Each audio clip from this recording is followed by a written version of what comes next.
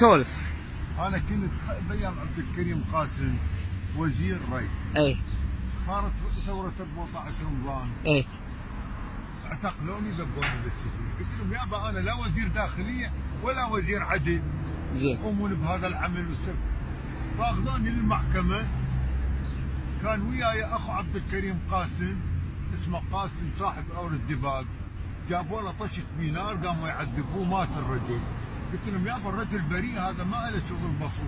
قالوا انت محامي عنه شو عليك ما عليك. زين. بعدين جابوا لي استماره هطوها وقريتها قالوا لي وقع بهاي الاستماره وبعدين تقراها ما نخليك تقرا. قلت لهم شنو هاي الاستماره شو مدري انا اوقع بيها. حلو. اي وقعت بعدين.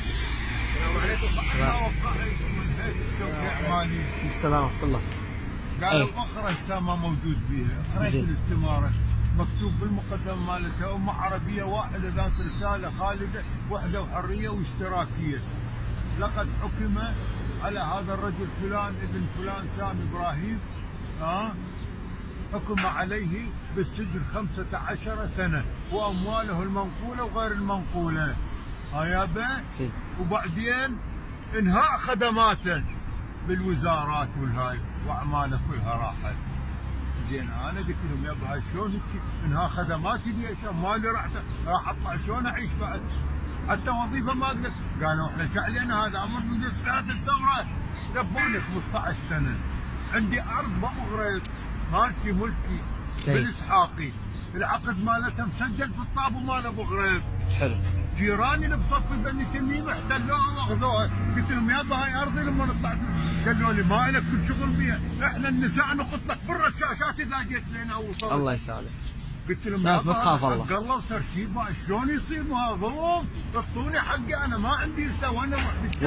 وين تسكن انت حجي؟ وين تسكن؟ بغداد هنا. وين بغداد؟ وين ببغداد؟ انا كنت قبل اسكن عندي بيت بالشرطه الرابعه. زين. توفى والدي الله يرحمه. الله يرحمه. اخوتي قالوا لي سووا وكاله عامه مطلقه سويت لهم. قلت لهم شلون اسوي وكاله عامه؟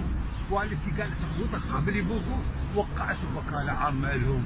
اجوا على بيتي باعوا بالشرطه الرابعه. الله يعينك. اساسي طلعت بطرد الرداء هذا. حجي الله يساعدك. الله يساعدك. انا انظلمت اظلم من الظلم والظلام. الله يكون بعونك. بصراحه يا حبيبي شنو هالظلم؟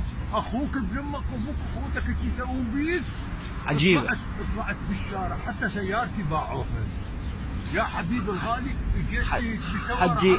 حجي انت متزوج ان شاء الله؟ متزوج كنت وعندي نساء واولادي راحوا بالخارج يدرسون وبعد ما رجعوا.